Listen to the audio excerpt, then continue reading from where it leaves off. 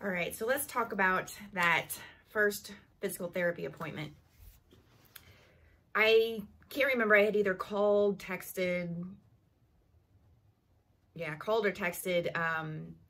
a friend of ours who was a physical therapist, and she did not work at the local hospital anymore. And I mean, I was terrified of anyone touching my legs. I mean, no one touched them except the doctor and very rarely Greg. And I didn't want to be, I guess, kind of like tossed between physical therapists. I wanted the same physical therapist who knew my story, knew my injuries, was going to be consistent with my treatment. One person that I was going to trust to take care of me. And she recommended the main physical therapist there. And as soon as we met, I was like, okay, we're gonna get along great. But when he saw me and how bad my injuries were and how little I could do, even in my fogginess, I could see he was just like, what the actual hell am I supposed to do with this woman? And later on, many months later, when we became friends because we saw each other so much, he said the exact same thing. He's like, I didn't know what to do with you. And when we get there, one, I was nervous traveling with anyone except Greg. I believe that first appointment, my mom and my daughter, Olivia, who was in the car crash with me, took me to that first appointment. And he had to take measurements of, you know, how far I could bend my ankles, which was basically not, how far I could bend my knees. I had to lay on my stomach, which I had not done in months. And it was terrible. It was excruciating. And I remember when he first started kind of like just touching my feet, and I had been so protective of them because they were fragile. And I mean, they were so delicate. Everything hurt them. Just the breeze blowing on my ankles at that time was painful. And here he was wanting to try to move them.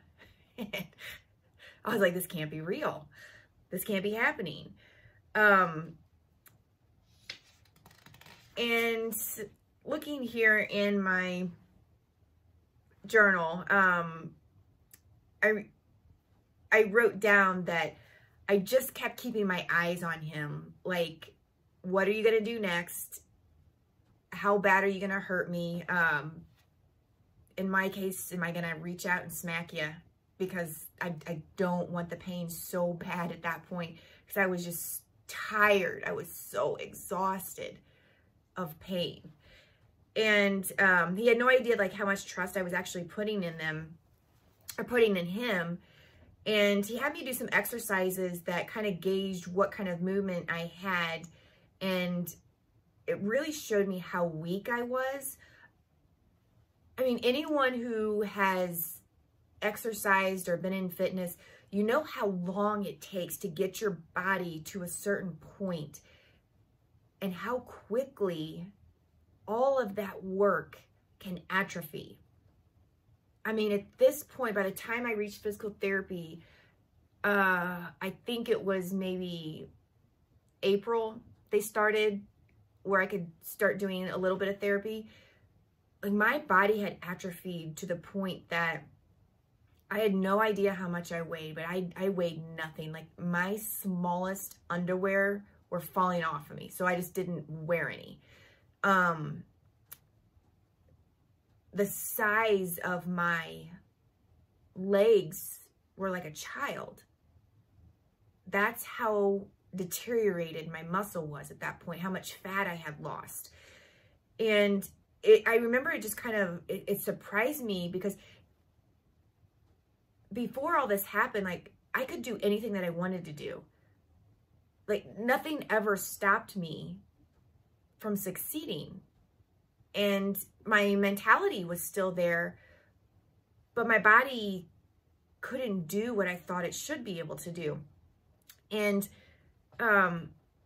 at one point during the, you know, months later, he had me sit on this exercise ball that had these fingers on the bottom that kept it upright, kept it from rolling.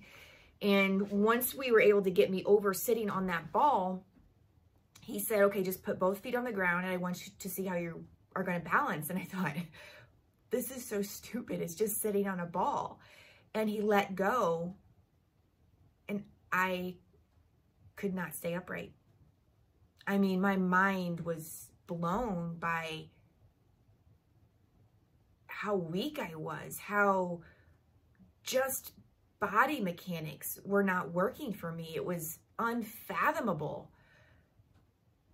And there's so many of these huge moments that happen in your chest and in your mind where you're blown away, and the people around you are watching, and you know they're not having the same moment that you are, because one, he was just doing his job and, you know, going through all the tasks to get that accomplished. And here I was having this huge moment of, man, I'm really bad off. Like, I should have known it really deep down at that point. This is gonna take a lot of work. I want to walk again and I can't even sit on this ball. And that's a moment where it just kind of hits you and thinking, wow,